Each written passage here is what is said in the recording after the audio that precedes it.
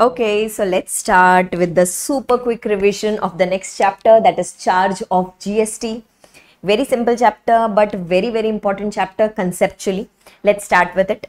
Yes, now in this particular chapter, we are going to do mainly two sections. Mainly, one is section number 9 and section number 10. Okay, section number 9 and section number 10 of the CGST Act. And corresponding to section number 9 of the CGST Act, we are going to do section number 5 of the IGST Act. Okay, now purpose of this particular chapter. Now in the previous chapters, we have already studied that what will be considered as goods, what will be considered as services. If it is goods and services, plus if the transaction is a supply, then only the applicability of GST comes on that. Okay, now if we know that GST is applicable on any particular goods or services, then in that case, will GST be applied on this or will GST be levied on this? So the answer is yes. So now the question arises that ma'am, which GST will be levied? Like which type of tax will be levied? CGST will be levied, SGST will be levied, UTGST will be levied, IGST will be levied. What will be levied? All those will be told to us in this charge of GST chapter, and few different concepts we are going to study in the chapter. Okay, so now let's start with it. Just like I told you, we have already studied in the previous chapter also. Two types of supplies are there. One is your intrastate supply, other one is your interstate supply. Okay, intrastate supply, intrastate supply. Intrastate supply, if we say, then the location of supplier and the place of supply, if these two are situated within the same state, then it will be considered as intrastate. If these two are situated in two different states or union territories, then it will be considered as interstate. Okay, if there is intrastate supply, then there will be CGST and SGST applicable, or CGST and UTGST applicable. If there is an interstate supply, then in that case only IGST will be applicable. Okay, then we had got a few definitions here which we will consider as in when we go ahead. Yes, the most important definition that we need to do here is the definition of India. Okay, the meaning of the term India. Now we know that we had studied in the first chapter also, we had revised it in the first chapter also, that we have different acts. Now we have got CGST Act, SGST Acts of different states, then UTGST Act, IGST Act, etc. Now, if I ask you about CGST Act, then we know that CGST Act will be applicable to whole of India. UTGST Act will be applicable to all the union territories, Call D and others. Then your IGST, Integrated GST, that will be applicable to whole of India. SGST Acts will be applicable to the respective state. Example, Maharashtra SGST will be applicable to Maharashtra. Okay, Delhi SGST will be applicable to the state of Delhi, or we can say union territory having its own legislature, that is Delhi. Right? Now, if we say that it is applicable to whole of India, means what is the meaning of the term India there? Okay. Now, India, if we talk from land point of view, then can we say the territory of India? That is from north to the south, from the west to the east, everything belongs to India, and that territory as which is mentioned in the Article 1 of our Constitution. Okay, that land territory will be included in the term called as India.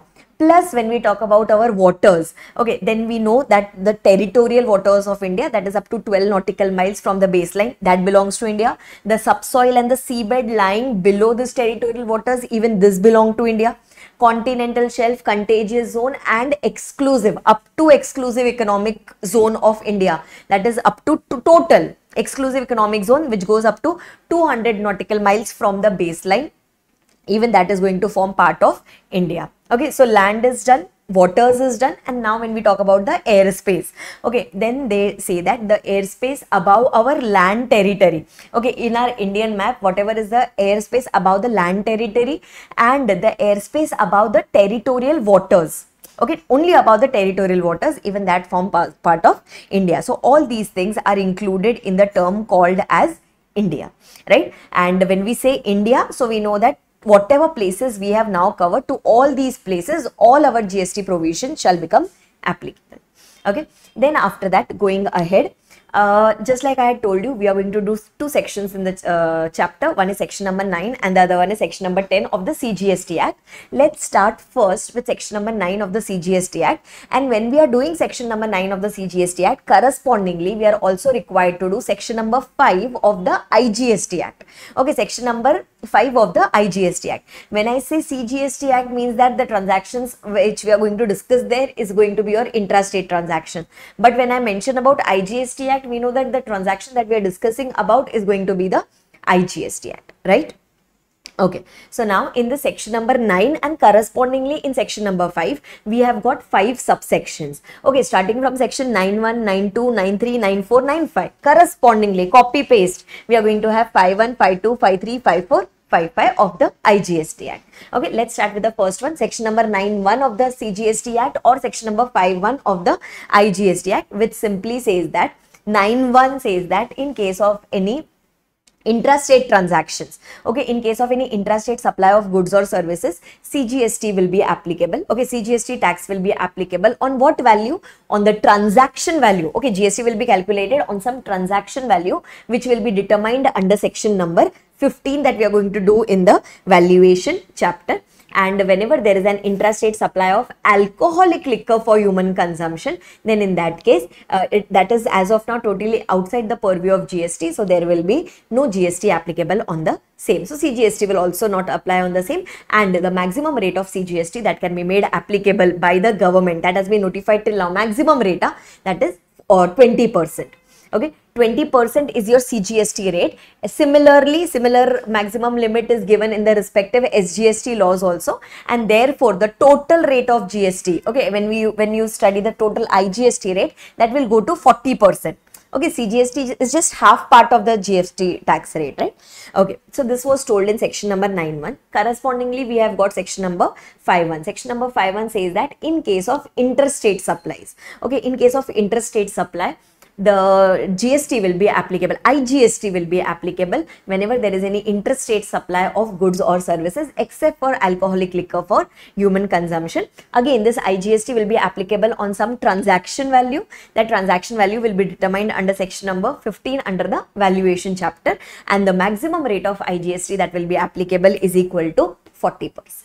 Yes, okay, so till here everything was same, just that in section number 9 we discussed about CGST and about intrastate transactions. In section number 5 we discussed about IGST and we discussed about the interstate transactions, right? Now, one extra thing that is applicable in case of your integrated, in case of your IGST, is that whenever there is any interstate transaction in the form of import, okay, whenever there is any import of goods, etc., at that time IGST is also applicable, plus customs duty is also applicable, because that tax was not subsumed in GST na. So basic custom duty is going to be applicable, plus along with basic custom duty your IGST is also going to apply, right? Then they said that if suppose you are dealing in some demerit goods or you are dealing in some luxury goods, then in addition to these two taxes there can be GST compensation cess also which can be made applicable, right? And then they had come up with a clarification last time, with a proviso last time, where they said that there are certain goods, okay, there are certain goods, example there can be some intangible goods, or example there can be some goods which is in the form of specified actionable claims, casino, online money, gaming, etc., okay, on which customs duty is not applicable, okay, still IGST will be applicable. Okay, what did we just now study? We just now studied that whenever custom duty is applicable, along with custom duty your IGST is also applicable. But now they are telling there can be certain category of goods where custom duty is not applicable at the time of import, but even if custom duty is not applicable, still IGST is going to apply. Okay, that is written here. Then going on to the next section, section number 9.2 and section number 5.2. I am taking both of it together. Section number 9.2 and 5.2 says that as of now, CGST or IGST, okay, CGST or IGST is not applicable on those 5 products. As of now, it is not applicable. Petroleum, crude, high speed, diesel, motor spirit, natural gas, ATF, etc. As of now, GST is not applicable on the same, and it will be applicable with effect from a date which will be notified by the government after taking the recommendation from the GST Council, right? So CGST is also not applicable and IGST is not applicable, and on that the VAT and excise duty, etc., is applicable as we had studied it earlier. Okay, then going on to the next section, again section number 9.3 and section number 5.3, I am taking both of these together. Okay, 9.3 and 5.3 says what? 9.3 and 5.3 says that there are certain transactions, okay, there will be certain transactions, there will be certain supply of goods and services which will be notified by the government, on which the government will say that instead of forward charge mechanism, reverse charge mechanism will be applicable. Okay, ma'am, what will happen in case of reverse charge mechanism? In case of reverse charge mechanism, the supplier will not collect the tax from the recipient.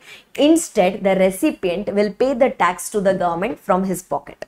Okay, so that is your reverse charge mechanism. So there will be certain goods and certain services which the central government will notify after taking the recommendation from the GST Council, and on such goods reverse charge mechanism will be applicable. Okay, that has been notified by way of a notification, and power to put reverse charge mechanism on the same is given by section number 9.3 and section number 5.3. I hope I am clear till here. Okay, then going on to the next section, that is section number 9.4 and section number 5.4. Okay, again I am repeating, section 9.4 when we are talking from the CGST point of view. Section 5.4 if we are talking, then we are talking from the IGST point of view. 9.4 and 5.4 says that, 9.4 and 5.4 says that for some specified persons, okay, for some specified persons, example builders, okay, when they are purchasing goods from an unregistered persons, okay, means an unregistered person is making supply to a builder. Okay, at that time they are telling that on certain purchases, okay, on certain purchases the builder will be liable to pay tax under reverse charge mechanism. Okay, now ma'am, what is the difference between 9.3 and 9.4? See, common thing between the two is in both the cases reverse charge mechanism is applicable. Okay, in 9.3, 9.4 there will be certain specified goods and services when RCM will be applicable, and in section number 9.4 the 9.4 provision is applicable only to specified persons.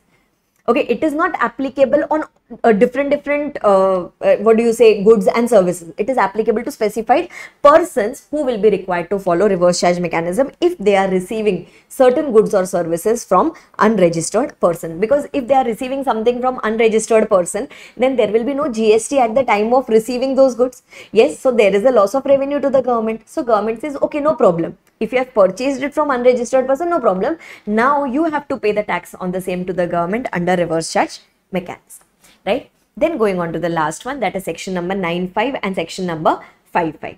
Okay, section number 9.5 and 5.5 talks about e-commerce operator. You can recollect now, right? It talks about e-commerce operator, that whenever there are certain notified services, okay, we will study list of 5 notified services. Whenever there are certain notified services which are provided by the government, by any particular person to the customer through an e-commerce operator, through an intermediary, that is your e-commerce operator, then in some cases the tax on the same has to be paid by the e-commerce operator, that we are going to discuss in detail in case of section number 9.5 when we do it ahead.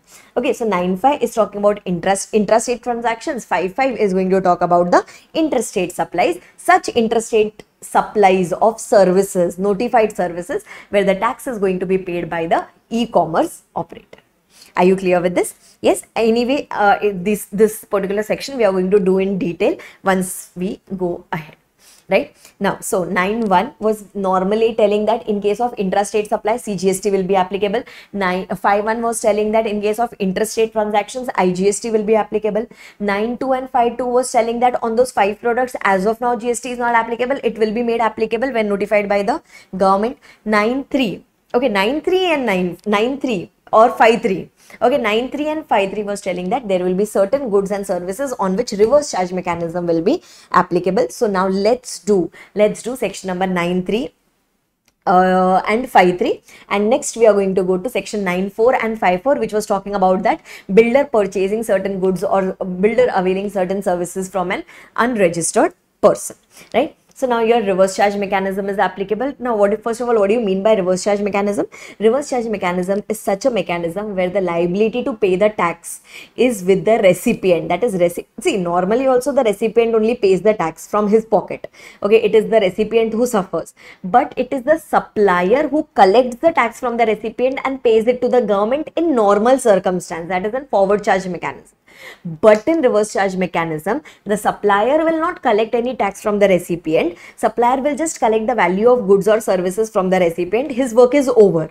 Okay, but now the extra responsibility on the recipient is he is going to pay the tax on those goods or services directly to the government. So filing the GST returns, paying the taxes to the government is now whose extra responsibility? Now that is the responsibility of the recipient, which was in normal circumstance, which is the responsibility of the supplier, right? And now whenever the recipient pays this tax under reverse charge mechanism directly to the government, so he will have to pay this amount in cash. Okay, means he cannot utilize the ITC and he cannot pay this amount. He'll have to pay full amount from his pocket, and then immediately after paying this amount, he can take a input tax credit of the same in the same month. Okay, so they are telling that the effect is going to be the same. Okay, earlier also what used to happen in case of forward charge mechanism, what happens? In case of forward charge mechanism, the supplier takes the amount from the recipient and pays it to the government, and recipient gets the input tax credit of the same. Here also, here the only difference is recipient is going to directly pay the tax to the government, and after paying the tax to the government, he can take the input tax credit of the same. Okay, now the most important thing here is on which goods and which services, okay, on which goods and which services your this thing is payable. What do you say? Tax is payable under reverse charge mechanism. Let's try to understand that. Acha, I will do one thing. Because you must be referring the last day revision notes, I'll take the revision from these notes only. Okay, we are now doing the reverse charge mechanism, so I'll take it from the last day revision notes only. Now we were just discussing about section number 9.3 and section number 5.3. Section number 9.3 and 5.3 is going to notify certain goods and certain services on which tax is required to be paid under reverse charge mechanism. Okay, first let's do about goods, that is whenever there is any supply. Okay, just try to understand it once. Whenever there is any supplier who is supplying certain goods to the recipient, okay, the goods which we are going to study now, whenever there is a supply of such goods from one person to another, at that time reverse charge mechanism will be applicable, that the supplier's responsibility will be only to sell the goods and to collect his money. Okay, no tax is involved in this. The responsibility to pay the tax is going to be on the recipient. Recipient will pay this tax directly to the government, and he will take the input tax credit of the same after paying that amount in cash. Right, now let's see on which products, on which goods. Okay, services list is a big list, goods list is a comparatively smaller list. Let's try to understand on which goods the tax is payable under reverse charge mechanism. So as you can see here from the board, goods like cashew nut, whether shelled, not shelled, peeled, not peeled, doesn't matter. Then cashew nuts, then BD wrapper leaves, tobacco leaves and raw cotton, but only when it is supplied by the agriculturist, farmer, to any registered person. So they are telling there will be no responsibility on the agriculturist, whereas the responsibility is going to be on the registered person.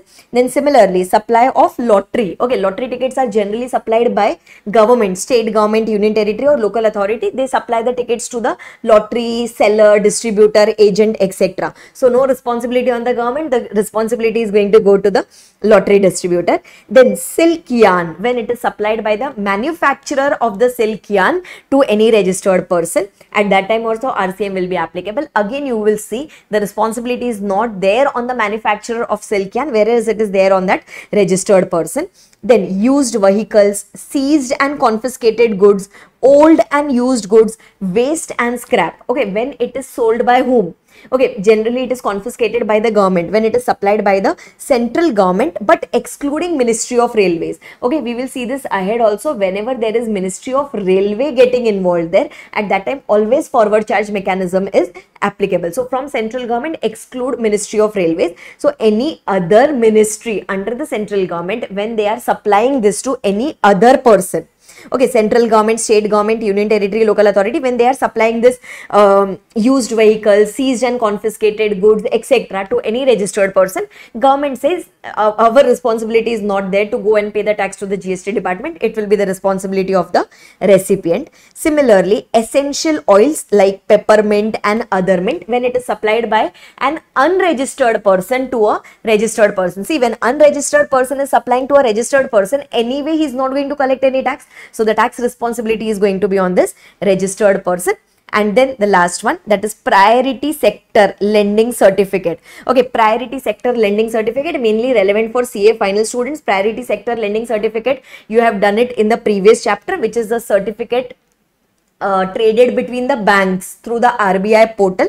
So whenever there is this certificate transfer, we had studied that on that GST is applicable, and in this case the recipient is required to pay the tax on the same when it is supplied by any registered person to a registered person, because one bank is going to supply it to another bank. The recipient bank will be required to pay the tax on the same under reverse charge. Okay, so these are certain goods on which reverse charge mechanism is applicable, like your cashew nuts, BD wrapper leaves, tobacco leaves, raw cotton, silk yarn, confiscated goods, used vehicles, essential oils, a priority sector lending certificate, etc. These are such cases where reverse charge mechanism is applicable. If you want, I'll again just revise the concept of reverse charge mechanism for you.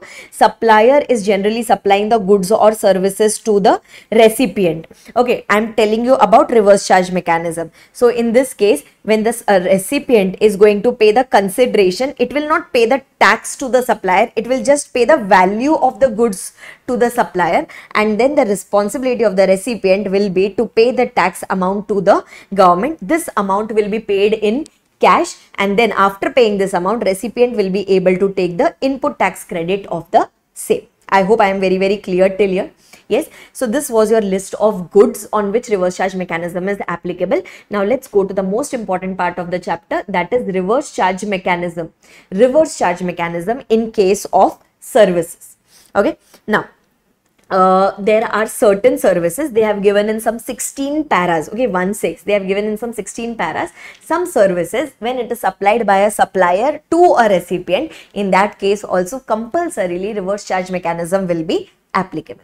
Okay, first service is GTA service. Okay, goods transport agency service. Whenever there is any supply of service in respect of transportation of goods by road, okay, this is very crucial mistake area. Basically, transportation of goods by road, when it is provided by a goods transport agency to 7 specified persons. Okay, basically you have to make a picture in your mind. Okay, GTA is providing the services to 7 specified persons. Ma'am, who are these 7 specified persons? So first one is a factory which is registered under the Factories Act 1948. Second one is a society which is registered under the Societies Registration Act 1860. Okay, next one, or any other law for the time being in force. Next one is a cooperative society which is established under any such law. Okay, then next one is going to be your any registered person under CGST, SGST, IGST law. Okay, first one factory, second one societies, third one cooperative society, fourth one any registered person. Then fifth one is a body corporate. Okay, fifth one is a body corporate. Body corporate definition you already have. Okay, then next one is going to be your partnership firm, whether or not registered. Okay, partnership firm, whether or not registered, plus your AOP, association of person, that will be also included there. And last one is going to be your CTP, casual taxable person for a temporary period. Okay, casual taxable person who is located here in India. These 7 people, okay, if these people are taking the services of transportation of goods by road from a GTA, then in such cases the responsibility to pay the tax is on those 7 people. Okay, RCM will be applicable and these 7 people will be responsible to pay the tax on the same, means there is no responsibility on the GTA.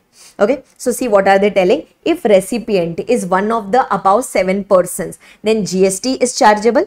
Now GTA supplier, normally GTA supplier, suppose if he says that no, I am okay, I will take the registration, then no problem. If he himself get registered, then in that case GTA is paying the taxes, then we can call that as forward charge mechanism. But if GTA is not taking the responsibility as told by the reverse charge mechanism provisions, so no problem. In that case, reverse charge mechanism will be applicable. Acha, what if recipient is any other than above 7 people? Okay, see, only if the GTA services are provided to the 7 specified people, then only RCM is applicable. Na? If it is provided to any other persons other than 7 specified persons, example, unregistered individual person, people like you and me, unregistered individual people, then in that case, RCM is not applicable. Okay, now see, here we are just determining whether RCM is applicable or RCM is not applicable. Okay, so here we just came to know that RCM is not applicable. When we go ahead to the further chapters, we will identify if RCM is not applicable, then FCM will apply. But is GST taxable? Is GST applicable on the same, or is there some exemptions given by the government? That we are going to study it further. In this chapter, we are just determining whether RCM or FC. Right? Acha, but there was an exception. Okay, there is an exception coming in this particular point, which I have put here in this table. If suppose the recipient, okay, means if whenever the GTA is providing this service, if suppose the recipient is a department or establishment of government, central government, state government, union territory, local authority, government agencies, etc., who have taken registration under GST Act, means they are registered persons. Okay, if they are registered persons, means they are covered here in those 7 specified persons, but they have got themselves registered only for the purpose of TDS under section number 51, which we will study ahead.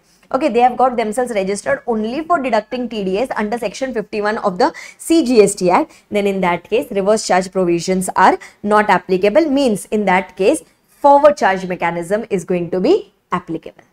Are you understanding this? Okay, so this point is an exception point, that whenever the GTA is doing supply to the government department, government agencies, local authority, and those government etc. had got themselves registered, but only for the purpose of deducting TDS and not for the purpose of doing any taxable supply, then in that case, reverse charge mechanism is not applicable.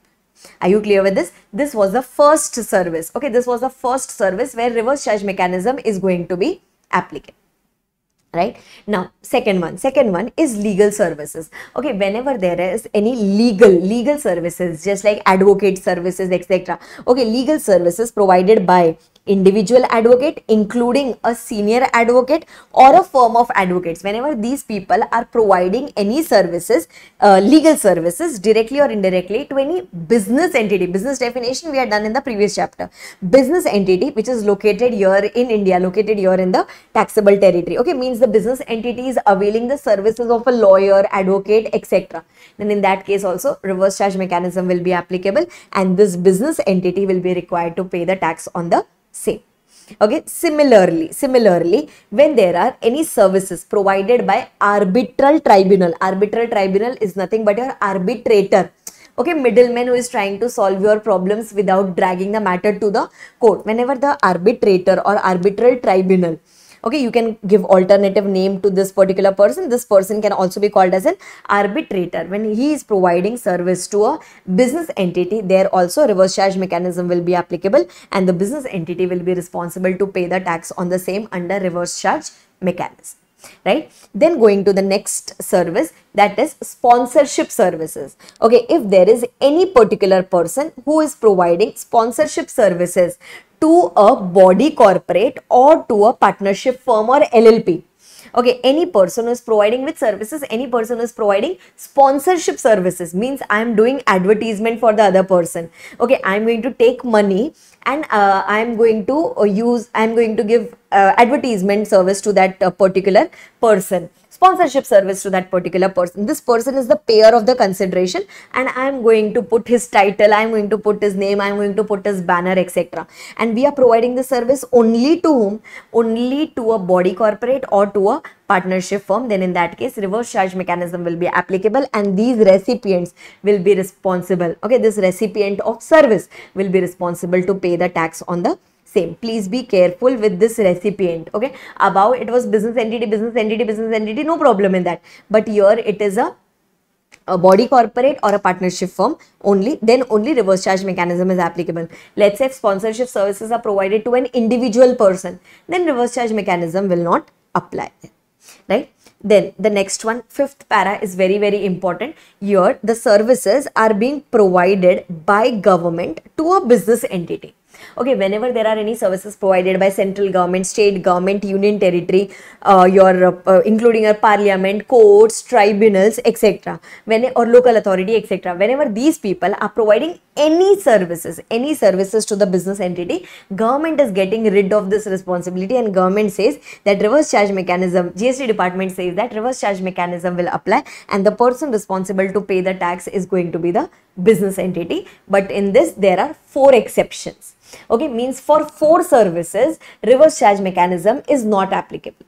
Let's try to understand which are the 4 services. First one is renting of immovable property. Suppose if government has rented immovable property to a business entity, then they say that RCM is not applicable. So for the time being we will say that okay ma'am, forward charge mechanism is going to be applicable then, right? Then after that, the next one is any services provided by Department of Post and Ministry of Railways. Ministry of Railways, just now we saw some time back in case of goods also, at that time also forward charge mechanism is applicable. Similarly, there is one more department. Suppose the Department of Post is providing any services, example speed post services etc., to any business entity, at that time also forward charge mechanism will be applicable, reverse charges not applicable. So first one was immovable property, second one was services by Department of Post and Ministry of Railways. Next one is any services which are provided in relation to vessel or aircraft. Okay, let's say government has provided some repairs of vessel, repair of aircraft services to a business entity. There also forward charge mechanism will be applicable. And the last one is whenever any services are provided in relation to transportation of goods or transportation of passengers. Transportation of goods or transportation of passengers services are provided by government to a business entity. So in that case also forward charge mechanism will be applicable. Apart from these four, what will be the scenario? Apart from these 4, reverse charge mechanism is applicable. For these 4, forward charge mechanism is going to be applicable. Okay, this is one such adjustment, this is one such transaction which is generally tested. So please be careful with the same. Okay, then similarly, para number 5A, which says that again government is providing, okay, central government, state government, union territory, local authority, except Ministry of Railways. Okay, if these people are providing renting of immovable, remember renting of immovable property was anyway removed from the above point. Yes, when this service is being provided by government, renting of immovable property to any registered person, okay, to any registered person under your person registered under the CGST Act, then in that case they say that reverse charge mechanism is going to be applicable.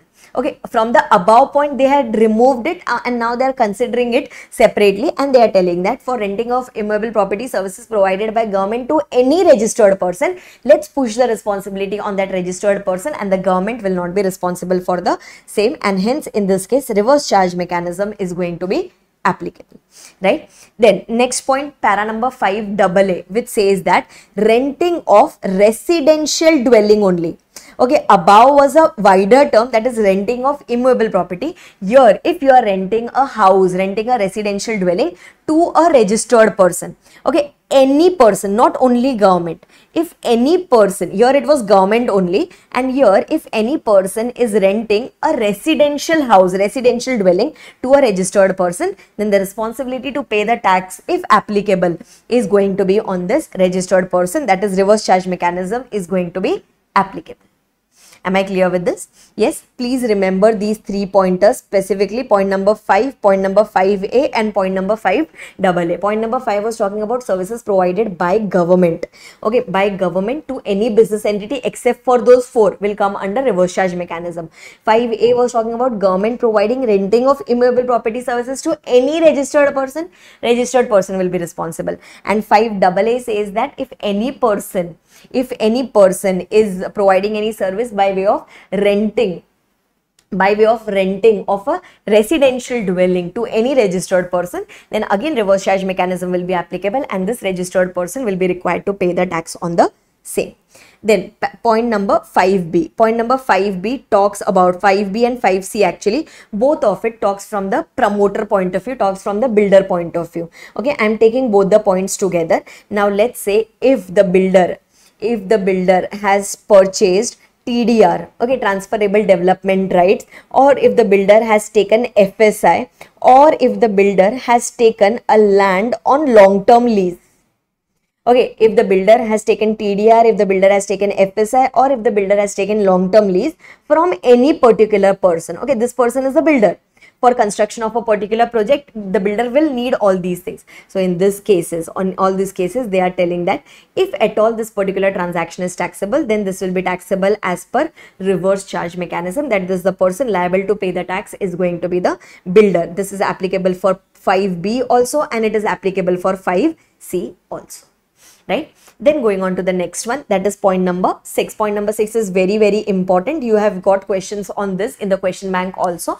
Whenever there are any services provided by director of a company to the company. Okay, director is providing services to its company or body corporate. Then in that case, if he is providing any services in capacity of a director, okay, if he is providing any services in capacity of a director, and if he is receiving anything in the form of remuneration, okay, which is not salary, but anything in the form of professional fees, etc., sitting fees, etc., then in that case, reverse charge mechanism will be applicable. That is, director is providing service to the company. Okay, so and company is paying the consideration for the same. So company will be responsible to pay the tax on the same under reverse charge mechanism. Okay, but what if this director is employed as a employee? What if he is as an employee in the company? Then he is going to receive something in the form of salary, and salary we had already studied in schedule number 3, that whenever there is any employer-employee relationship between the two, then GST is totally not applicable, because this is considered as non-supply. Okay, so director, you have to check whatever he is receiving in which capacity. If he is receiving in a professional capacity, in capacity of a director from a company or from a body corporate, then in that case reverse charge mechanism will be applicable. Okay. So here again, yes, now they had given a clarification that whatever services the director is providing in capacity of the director of the company, only for that reverse charge mechanism is applicable. Okay, if director is providing some services to the company in some other capacity, example, the director is also a chartered accountant and he is providing some professional services, CA services to that particular company, then in that case reverse charge mechanism is not applicable, because that service is not providing in capacity of a director. Okay, that is given here in the circular. Then let's go to the next 2 pointers, point number 7 and point number 8. Very, very simple, very, very important. Let's say if there is an insurance agent who is providing service to an insurance company. Okay, agents are appointed by the insurance company, where the agents do the work on behalf of the insurance company. They get clients for the insurance company, and for that they get some commission. So on that commission, insurance company is going to pay the consideration, which is going to be in the form of commission. On that GST is not applicable. Under forward charge mechanism, it will be taxable under reverse charge mechanism. That is, insurance company will be responsible to pay the tax on the same. Right? And similarly, whenever there is a recovery agent, okay, whenever there is a recovery agent, Vasuli bhai, okay, any particular person who is helping the banks, NBFC, financial institutions to recover the money. There will be bad debts, etc. in case of banking company, financial institutions, NBFCs, etc. So whenever recovery agent is providing the services to the banking company in lieu of some consideration, then in that case again reverse charge mechanism will be applicable, and the banking company, financial institutions, NBFC will be responsible to pay the tax on the same. Okay, so basically what are they telling here to the insurance agent and to the recovery agent? They are telling that you concentrate on your work, you will get your money, responsibility to pay the taxes, to file the returns is going to go on the company. Yes, that is a conclusion, small simple conclusion of point number 7 and point number 8. Then going on to 2 points. Okay, point number 9 and point number 10. Point number 9 and point number 10. Yes, these 2 points we can do it together. Just 1 second. So now let's do the next point, that is point number 9 and 9A. Okay, not 10. 10 starts from here. Point number 9 and 9A, similar points. Let's do these 2 points together.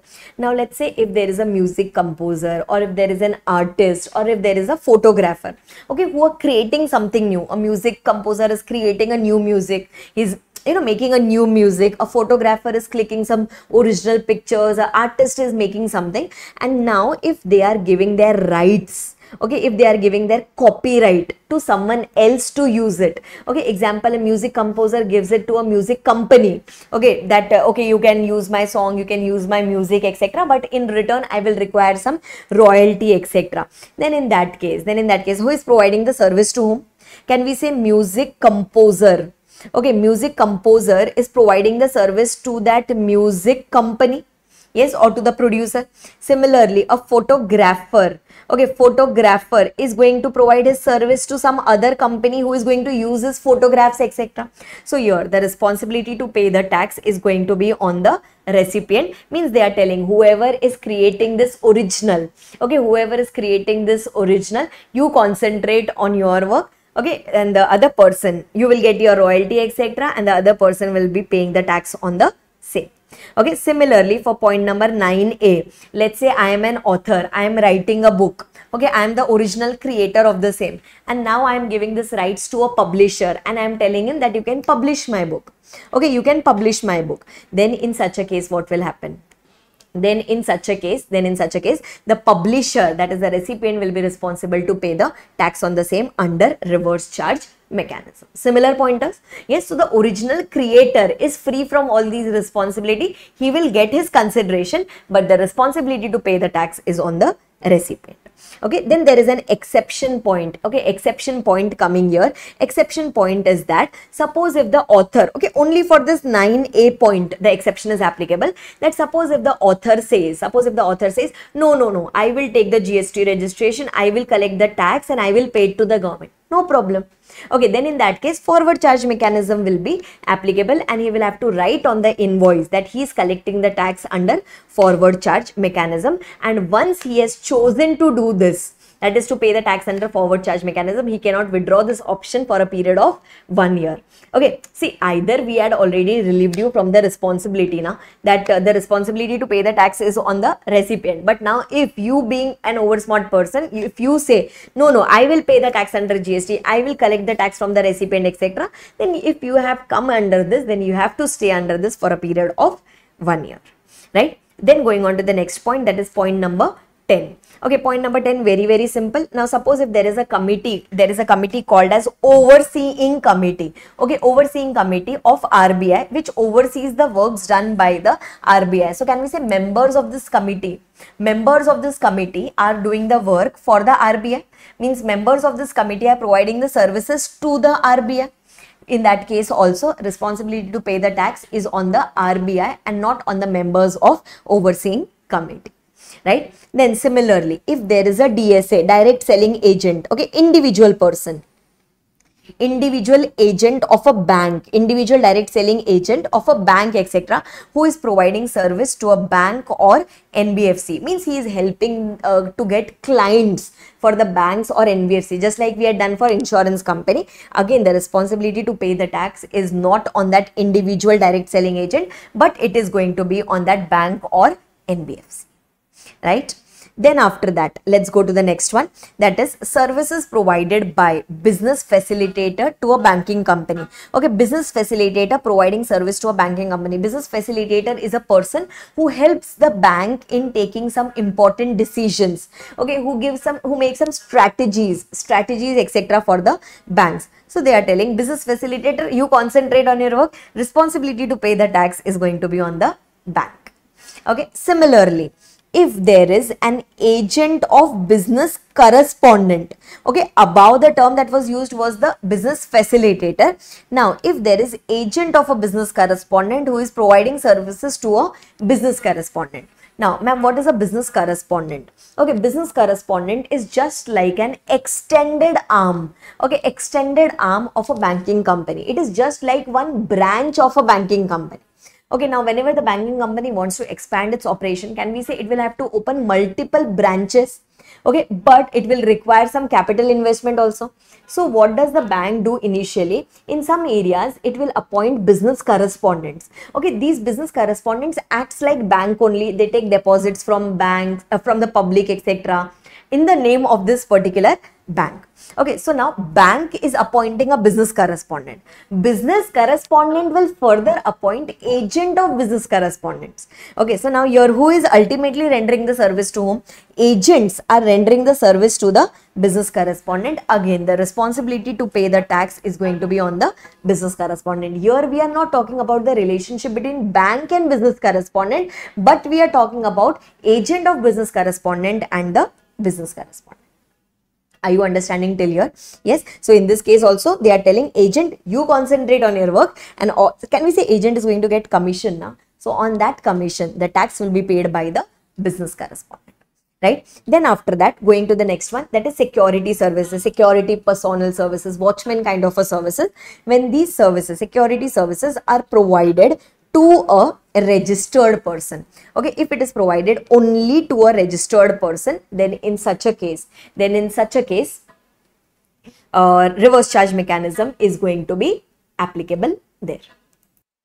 Now in this security services, the security services should be provided by any person other than a body corporate. Okay, any person other than a body corporate, if this person is providing the services to any registered person. Okay, let's say example, individual watchman is providing services to a registered person. Then in that case, reverse charge mechanism will be applicable, because you cannot expect that individual watchman person to get himself registered under GST and to pay the taxes. Okay, so any person other than a body corporate, if he is providing the services to a registered person, then in that case, reverse charge mechanism will be applicable. Any services which is in the form of security personnel services, then reverse charge mechanism will be applicable. But reverse charge mechanism will not be applicable if this registered person is a government department, government agency, local authority, etc., who has just registered for the purpose of TDS under section number 51. Okay. See, government etc. is also a registered person now, but if they have taken the registration only for the purpose of TDS, then in that case reverse charge mechanism is not applicable. Then this, even if this person is an individual watchman person, this person will be liable to pay the GST on the same. Then in that case forward charge mechanism will be applicable. And second one is when this registered person is paying tax under composition scheme, means he is already a small person, then in that case also this registered person will not pay the taxes under reverse charge mechanism, and the service provider will have to pay the tax under forward charge mechanism. Okay, I'll again repeat the point. In case of security services, first of all, by default, whenever the services are provided by any person other than a body corporate, okay, any person other than a body corporate is providing services to a registered person, then in that case RCM will be applicable. That is, the recipient, registered person, will be required to pay the tax on the same. But two exceptions are there. If the registered person is registered under composition scheme, RCM is not applicable. Or if the registered person is a government etc. who has got himself registered only for the purpose of TDS under section 51, then also RCM is not applicable, right? And then the last 2 points coming up under this reverse charge mechanism is that suppose if any person is providing renting of motor vehicle, okay, renting of motor vehicle services only to a body corporate. Okay, if we are providing renting of motor vehicle services to a body corporate, and I am not charging, the service provider is not charging GST at the rate of 12%, means he is not going to pay the tax under forward charge mechanism, then in that case reverse charge mechanism will be applicable, and this body corporate will be responsible to pay the tax on the same. Okay, now renting of motor vehicle means what? I have given this motor vehicle to the body corporate and I am taking a lump sum consideration from that body corporate, and how to use the vehicle etc., where to take the vehicle, what time to take the vehicle, everything will be decided by the body corporate. Okay, this is not like your state government bus etc., where they will make the timetable. No, here we are renting our vehicle, we are giving our vehicle where the other person can decide, where this body corporate can decide how to use that particular vehicle. So in that case reverse charge mechanism is going to be applicable. Okay, and please note, renting of motor vehicle is different from passenger transport services. Okay, in renting of motor vehicle, I am giving my motor vehicle and I am giving the access to use as per his own will. Whereas in case of passenger transport services, I will decide that at what time the vehicle and at what route and at what cost, etc., the vehicle is going to operate. Right? So renting of motor vehicle services provided to a body corporate, where the body corporate is going to pay me the rent for that motor vehicle, on that reverse charge mechanism is going to be applicable, and this body corporate will be responsible to pay the tax to the government. Right? And the last one is lending of securities. Okay, lending of securities. If suppose there is a particular lender, okay, who has given his securities on kind of rent to a borrower under a particular scheme of SEBI, where the borrower is going to pay some consideration because he is taking the securities from the lender. On this also reverse charge mechanism will be applicable. That is, the borrower will be responsible to pay the GST on the same directly to the government. Right? So these were your 16 paras. Okay, till your 16 paras, your reverse charge mechanism provisions are applicable. Okay, where the recipient, okay, now whenever we are making the diagram, we are writing the supplier on the left hand side and we are writing the recipient on the right hand side. So the supplier is not at all responsible for anything under RCM. Only the recipient will be responsible to pay the tax to the government. Okay, in these 16 cases, and please expect questions out of any of these pointers in your examinations. Yes, if required, please read the pointers once again, either from these notes or from the main notes, and you will be crystal clear with the same. Don't worry about the same. Yes. Okay, now after these 16 pointers which are there, whatever paras we studied about, those are applicable. Means for those services, reverse charge mechanism is applicable, and that is applicable for your CGST also, and that is applicable for your IGST also. Means even if those are interstate supplies or those are intrastate supplies, for all those transactions which we studied just now, reverse charge mechanism will be applicable. Right? Now, one extra transaction, okay, one extra service which is taxable under reverse charge mechanism, but only under IGST Act. Okay, one extra service which is an interstate service on which reverse charge mechanism will be applicable. This is not included in your CGST because here we are just going to do about interstate transaction. So here they are telling that if there is any particular service which is supplied by a person who is located outside India. Okay, means can we say there is a person who is located outside India, that person is providing some service to any particular person who is located here in India. So can we say this is nothing but import of service for us?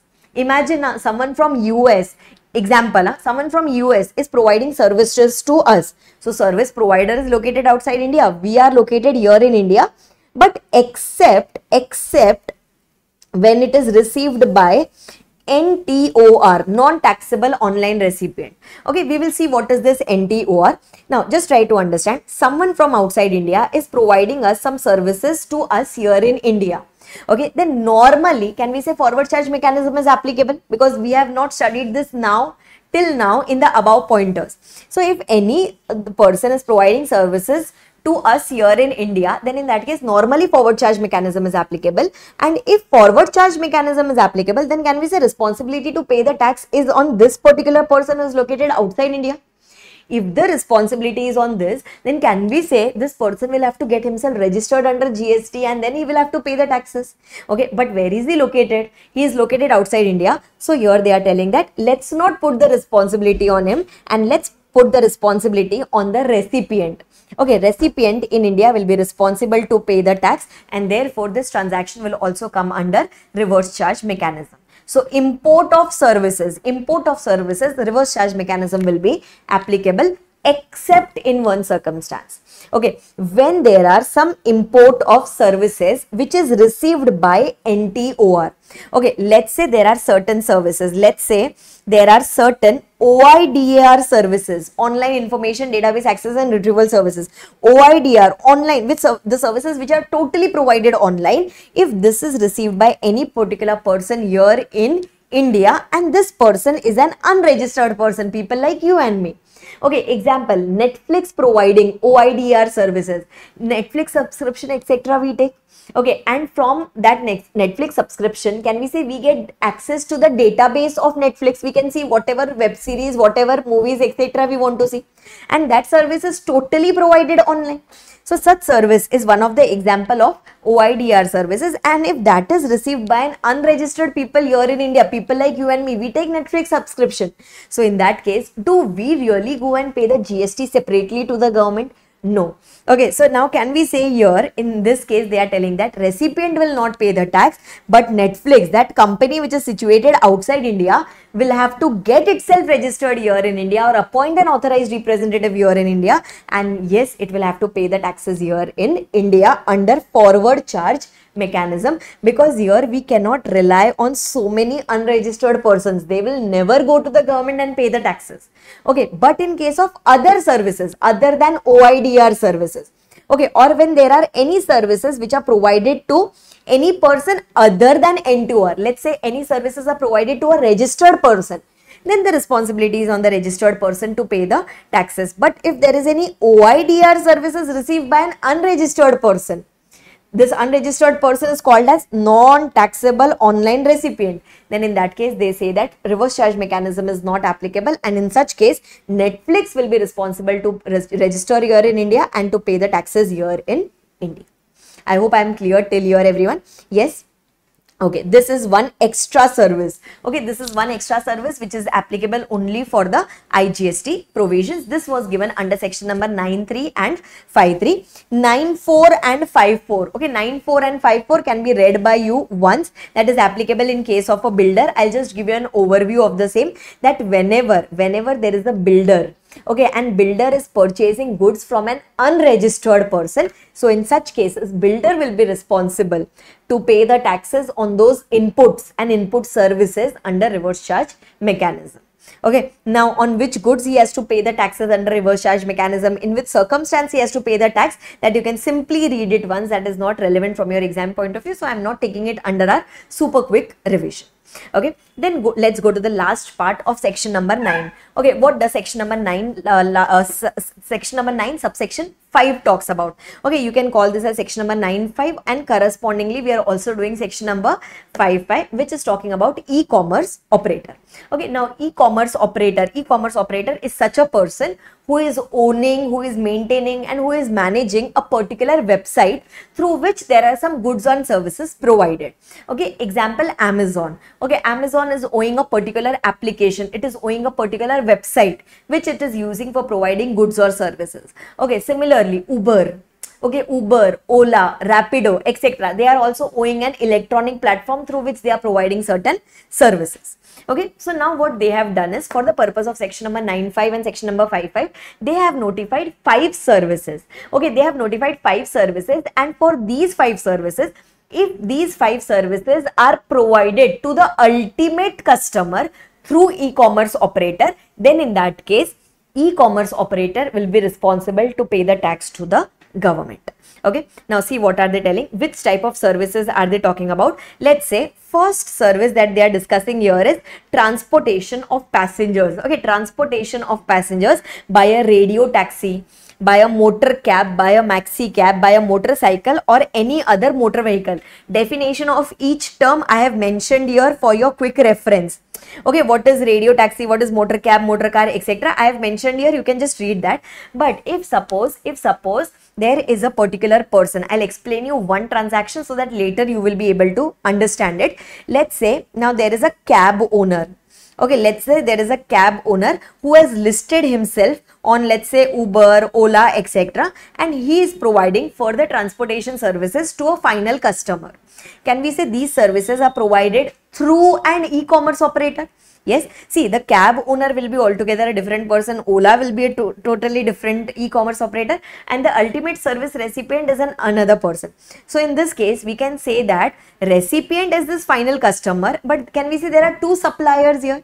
Yes, one is your cab owner and one is your Ola Uber. So now who will be responsible to pay the tax? So they are telling that in such a case, if transportation of passengers is being done then in that case the person responsible to pay the tax is the e-commerce operator, that is Ola, Uber will be responsible to pay the tax to the government.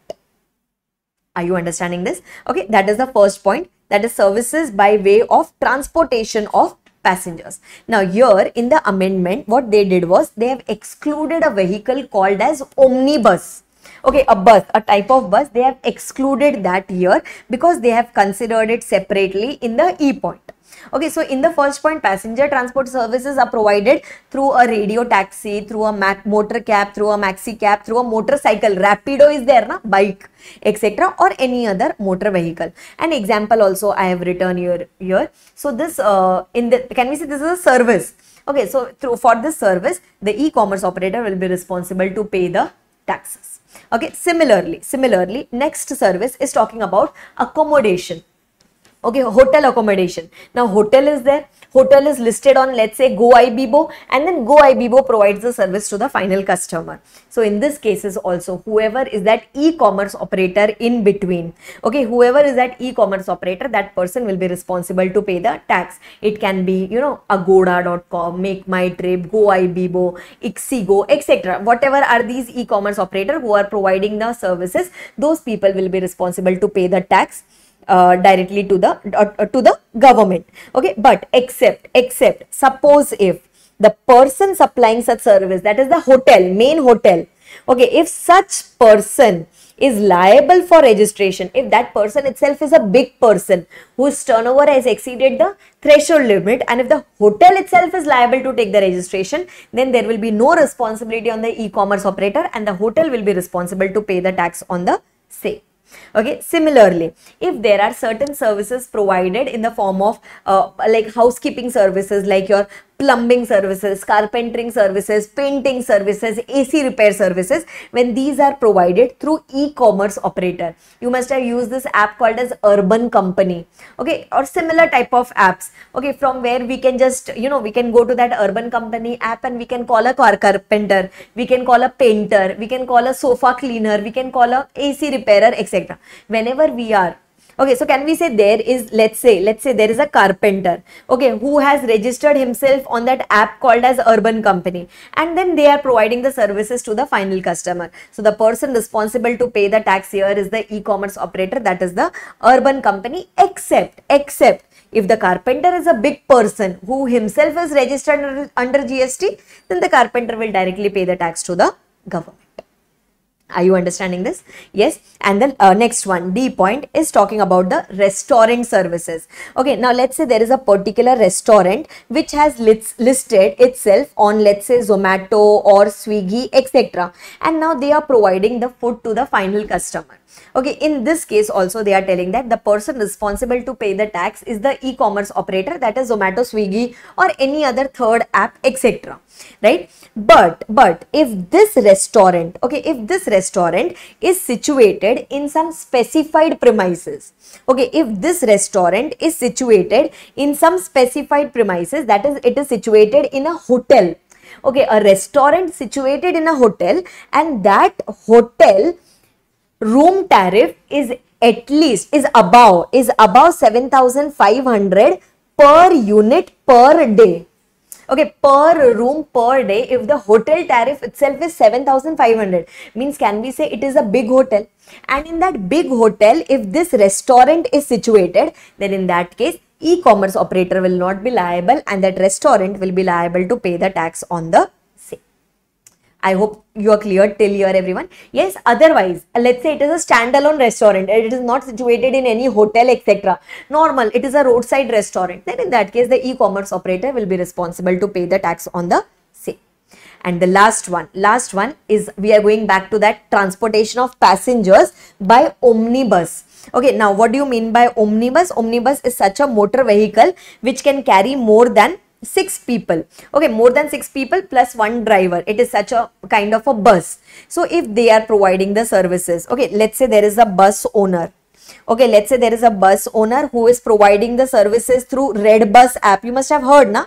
Redbus karke ek app hai. Yes, and if they are providing the services to the final customer, then in that case they are telling that The person liable to pay the tax is going to be this Red Bus app, except if that bus company is a bus person is a company, except where the person supplying such service through e-commerce operator is a company. If this bus owner is in the form of company, then you are a big person anyway, you pay the GST. But let's say if this bus owner is an individual person, or if it is an HUF form, or it is in a partnership form, then the Red Bus app, the Red Bus company, that is the e-commerce operator, will be responsible to pay the tax on the same. Yes, so these are the 5 cases. Okay, these are the notified 5 services. Please remember, your goods are not covered. Okay, so Amazon selling goods, that is not covered here. Okay, so for that, section number 9(5) is not applicable, and Amazon is not responsible to pay any GST to the government.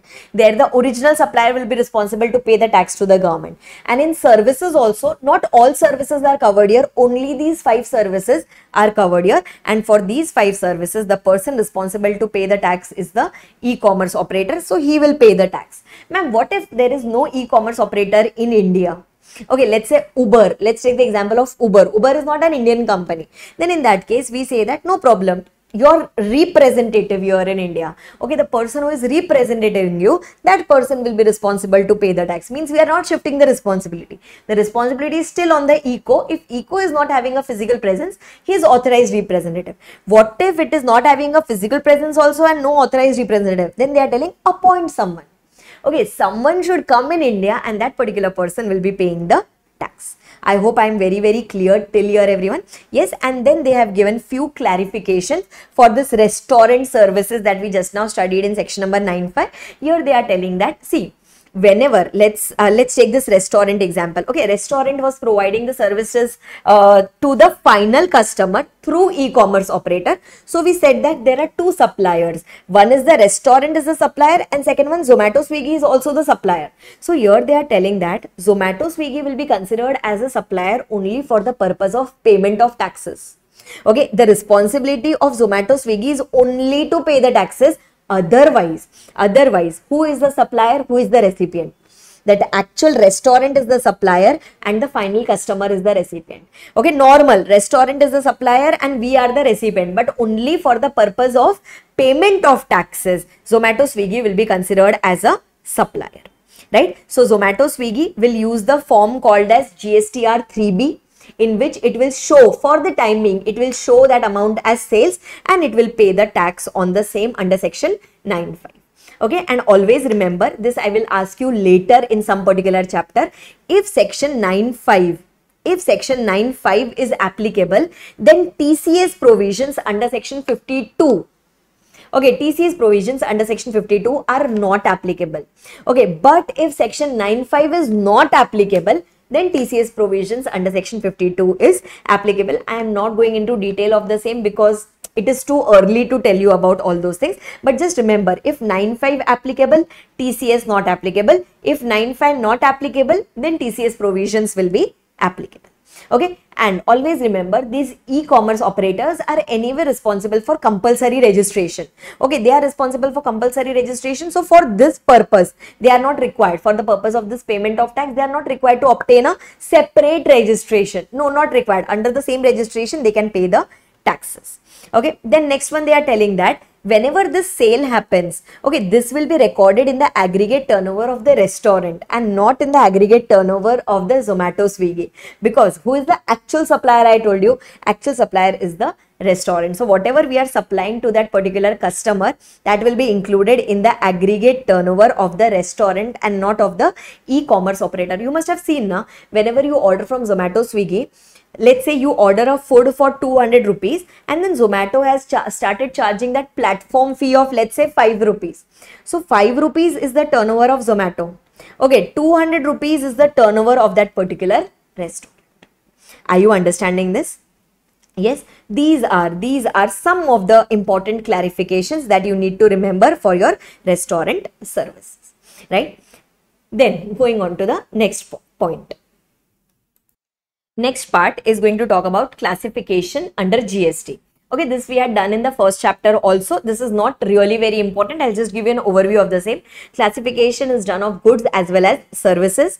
For goods classification, you use HSN code. For services classification, you use SAC, service accounting code. And for different products and different service, for different goods and different services, you have got different classifications within it. And besides the particular product, the tariff rate will be written and the HSN code will be written. Not this HSN code was not devised by India. This was actually devised by the World's Custom Organization, and this is used all over the world. This is normally of 6 digit and it is extendable, and India has extended it up to 8 digits. Okay, so HSN you're going to use for classification of goods. SAC you're going to use it for classification of services. That much, if you remember, that much is sufficient. Yes, now let's go to the last concept of the chapter, that is composition levy. Okay, composition levy is covered under section number 10 of the CGST Act. Okay, it is not covered correspondingly under IGST. Okay, just like section number 9 of CGST was correspondingly there in section number 5 of the IGST, but it is not the same for the composition levy. Right, for composition levy they are telling provisions are contained only in CGST, means it, you will understand it later why. Okay, now in composition, three section numbers, if you can remember, 10.1, 10.2 and 10.2a. Okay, 10.1, 10.2 and 10.2a, these 3 section numbers, if you can remember. Now here we had studied an overview in the first chapter that composition scheme is a scheme which they have brought for small taxpayers, that instead, like without taking much efforts, whatever is the turnover of such people, see, first of all, they will have to get themselves registered. Okay, once getting registered, at that time they can decide that whether they want to go under composition scheme or they want to go under regular scheme. If they come under composition scheme, whatever is their turnover, on their turnover they can pay a flat discounted rate of tax without the benefits of any input tax credit, etc. From their pocket they will have to pay this tax and the game is over, right? So this is how the scheme of composition is devised. Now section number 10.1 and 10.2 talks about composition scheme for goods, and section number 10.2a talks about composition scheme for services. Okay, 10.1 and 10.2 says that if you are dealing into goods, okay, if you are dealing into goods, be it manufacturer, be it a trader, be it a wholesaler, be it a retailer, etc. Plus if you are dealing into restaurant services.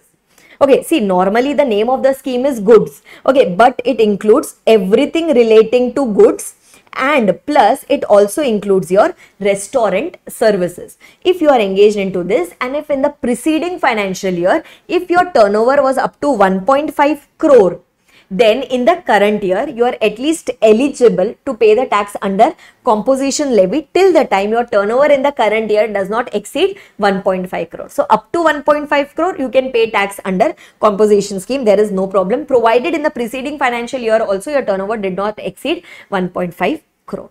Okay, similarly for services. Okay, similarly for services in section number 10.2a. Okay, if there is any particular service provider other than restaurant, restaurant was already covered above. If there is, let's say there is a beauty parlor, salon services, such type of services, any type of service provider, and if he says that he is also a small person, means what? If in the preceding financial year, if his turnover did not exceed 50 lakhs, then in the current year he is eligible to opt for this composition scheme till the time his turnover does not exceed 50 lakhs, and he can pay tax at a smaller rate. Okay, this was the overview. Now see, they have given the turnover limit that we have just seen. This they are talking about the eligibility. Okay, they are talking about the eligibility, that when will you be eligible for the composition scheme. So in case of goods, my turnover limit was 1.5 crore for all the states, but for 8 special category states. Okay, for 8 special category states, that is Arunachal Pradesh, Mizoram, Manipur, Sikkim, Uttarakhand, Nagaland, Meghalaya, Tripura. For these 8 special category states, the limit is going to be 75 lakhs instead of 1.5 crore. Okay, and for all the other states, it is going to be 1.5 crore in case of goods. And in case of services, for all the states, okay, be it special category states or be it any other state, the limit is going to be 50 lakhs, just like we saw up. Are you clear till here?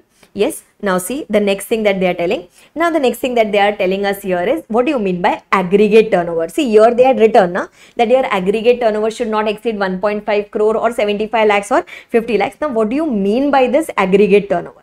So in aggregate turnover, this you have to check it for the last year. So aggregate turnover is going, this left hand side is inclusions, this right hand side is exclusions. So it will include all the taxable supplies, exempt supplies, export supplies, interstate supplies, everything will be included in this. Okay, all the types of your sales will be included of all the persons coming under the same PAN. All my offices coming under the same PAN, that will be included here. And this calculation will be starting from 1st April. See, you are taking it for the last year, na? For the preceding financial year. So, you have to take it from 1st April till 31st of March. Okay, total amount you are going to take, that will be your aggregate turnover. But your aggregate turnover will never include GST taxes. Because your turnover is not the amount including taxes, your turnover is always excluding taxes, and whatever are your purchases on which you paid the tax under reverse charge, that will not be included in the turnover. Why? This is your purchases, and what are you calculating? You are calculating your aggregate turnover. So in turnover, your purchases will never be included. Okay, so first of all, GST taxes will not be included, your purchases will not be included, and yes, one exempt service which was in the form of giving loans, deposit, advances, where the consideration is in the form of interest or discount, even this is to be specifically excluded from the aggregate turnover. Okay, so here what did we say? When you are checking the aggregate turnover for the last year, for that 1.5 crore and so on and so forth, for that everything will be included, but these three things will be excluded. One is your GST taxes will be excluded, your reverse charge purchases will be excluded, and one exempt supply of service where you have received some income in the form of interest or discount, that will be excluded. We have done many examples on this in our lectures, so you can just refer that if you are not able to recollect. Okay, now see here they have written a note that exports and interstate supply, there is a star mark put up here. Now we have included exports and interstate supply also in your aggregate turnover, because you are checking the aggregate turnover for the preceding financial year. Okay, now when you are calculating the turnover for the current year, at that time exports and interstate supplies is not at all allowed. Okay, means if you are involved in doing exports or interstate supplies, then you cannot opt for composition scheme at all. Why? They are telling that if you are doing exports or if you are doing interstate supply, then you are a big person. And if you are a big person, then in that case, why are you coming for composition scheme? Okay, so in that case, your aggregate turnover can never include exports and interstate supplies. Okay, if you are doing exports and interstate supplies, then you are not at all eligible for composition scheme. But ma'am, then why did you include it here? Because here we are calculating the aggregate turnover for the last year. Last year if you were doing, no problem. But current year, you cannot involve yourself. That is the year when you are going to opt for composition levy. In that year, you cannot opt for the same. Are you understanding this? Okay. So this here we calculated the aggregate turnover for checking the eligibility. Now, if I fulfill the above condition, then in the current year, I am eligible for composition scheme. Okay, if I am eligible, then in the current year, up to a turnover of 1.5 crore or 75 lakhs or 50 lakhs, up to this, I can pay tax at discounted rates. Now, what are the discounted rates? Let's try to understand that. So, if you are a manufacturer other than manufacturer of notified goods, okay, if you are a manufacturer other than manufacturer of notified goods, that is notified goods here are tobacco substitutes, aerated waters, fly ash bricks, then your ice cream, edible ice, etc. If you are involved in this, then you are not eligible for composition scheme. Okay, but if you are engaged in manufacture of any other item, let's say manufacture of this AC remote, then in that case, you can opt for composition scheme. Rate of GST in that case is equal to 1%, half and half percent, CGST, SGST, 1% of the turnover in that particular state or union territory. For every, suppose if you have multiple offices situated in different states, so for every state you will have to do the turnover calculation. On that turnover you can pay a flat rate of 1%. And yes, please remember this 1% tax, you cannot collect it from the recipient, you have to pay it from your pocket, because if you come under composition scheme, you cannot collect the taxes from any other person.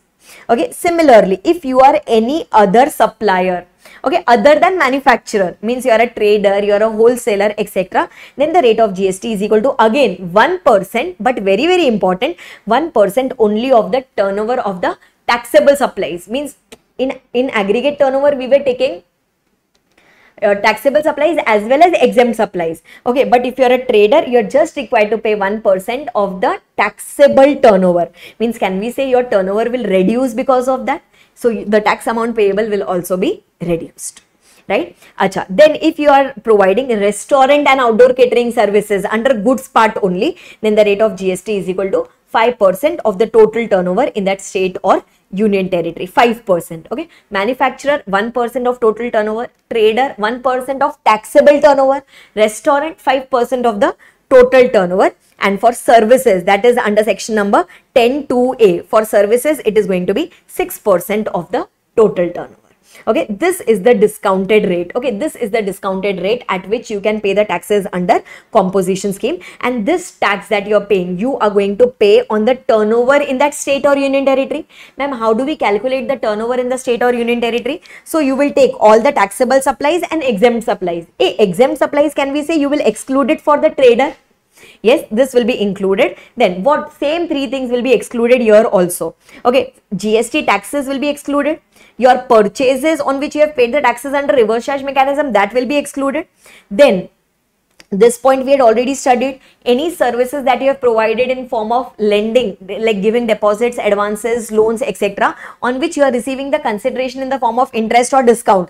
So this was normally a part of your turnover, but here for the purpose of composition scheme you have to exclude it. And yes, one very very important thing that you have to exclude it here for the purpose of payment of taxes is the turnover from 1st April of that financial year till the time you become liable for registration. Okay, let's say this is your first year of business. Okay, if this is your first year of business, your last year turnover was anyway 0. So current year you are eligible for composition scheme.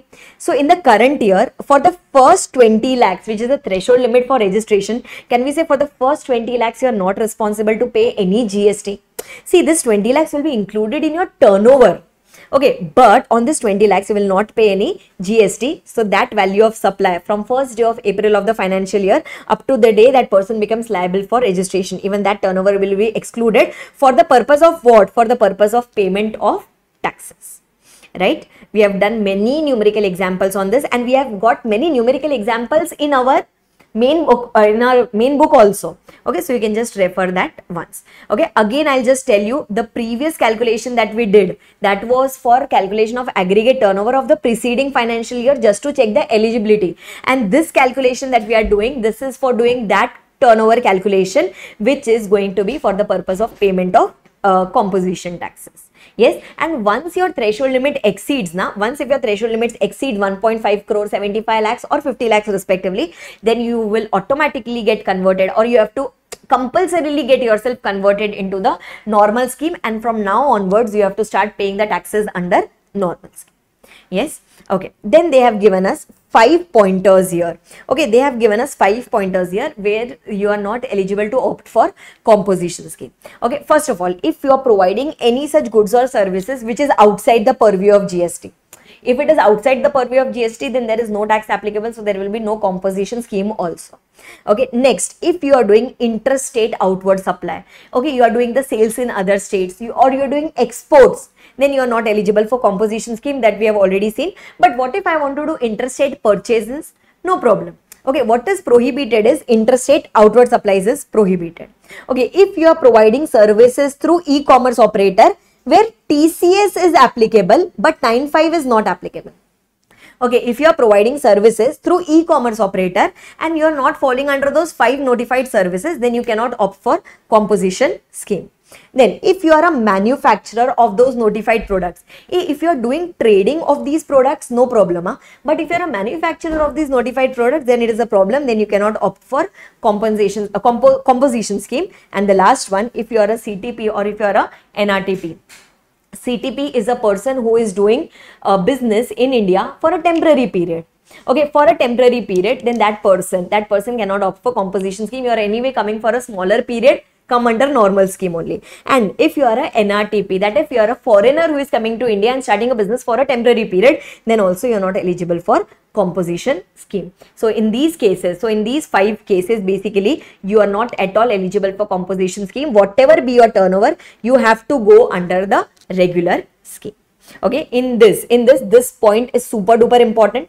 That is, interstate outward supply if you are making, then you are not eligible for composition scheme. Next one here, this was the amendment.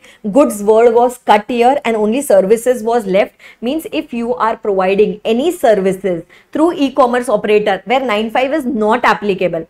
Okay, example, I am providing you teaching services through some platform. Okay, if I am providing, then that was not covered in 9(5). Na? Those services were not covered in, teaching services were not covered in 9(5). So, in that case, I cannot opt for composition scheme, right? And then the next one, next concept, which is talking about marginal supply. Okay, marginal supply. Just try to understand this. Let's say if you are registered under section number 10(1) and 10(2), that is composition scheme for goods. Okay, in this case, in case of composition scheme for goods, you can do some marginal supply of other services also. Okay, and similarly for 10(2)(a), it was a scheme for services. So you can do some marginal supply of goods also, and you can still stay in the composition scheme. This is what is covered here. So here they are telling that if you are already a dealer in goods, can you provide little bit of other services also? So they say yes, you can provide it, but only up to a limit. Now how much is that limit? 10% of the turnover in the preceding financial year. Okay, 10% of the turnover in a state or union territory in the preceding financial year, or 5 lakhs, whichever is higher. Let's say your last year turnover was, let's say, 60 lakh rupees. So 60 lakhs multiplied by 10%, 6 lakhs or 5 lakhs, whichever is higher. So 6 lakhs is the value of marginal supply of services that you can do along with the goods. Okay, if you have exceeded this, then you cannot opt for the composition scheme, because then you are violating the provisions. And when you are calculating this turnover, exclude that interest or discount that was never included in our turnover for the purpose of composition scheme. And if you are registered under section 10(2)(a), that is, you are providing services and now you want to marginally provide some goods. So they are telling that you can provide, because till now there is no quantum. Okay, there is no restriction given that maximum up to what value you can supply this goods, right? And now they have given some theoretical points here, some procedural points which are coming up here. Here they are telling that any particular person who is there under composition levy. Okay, if this person is purchasing some goods, if this person is purchasing some goods on which he is required to pay tax under reverse charge mechanism. So tax under reverse charge mechanism will be paid at normal rates. Okay, for paying that tax under reverse charge mechanism, discounted rate is not applicable. Next restriction is he cannot collect the tax. If he is a supplier, he cannot collect the tax from any other person. He has to pay the tax from his pocket. And if he is not collecting the tax from the other person, he cannot issue a tax invoice. He will have to issue a document called as bill of supply, and on that bill of supply, he will have to write that he is a composition taxable person, not eligible to collect the tax.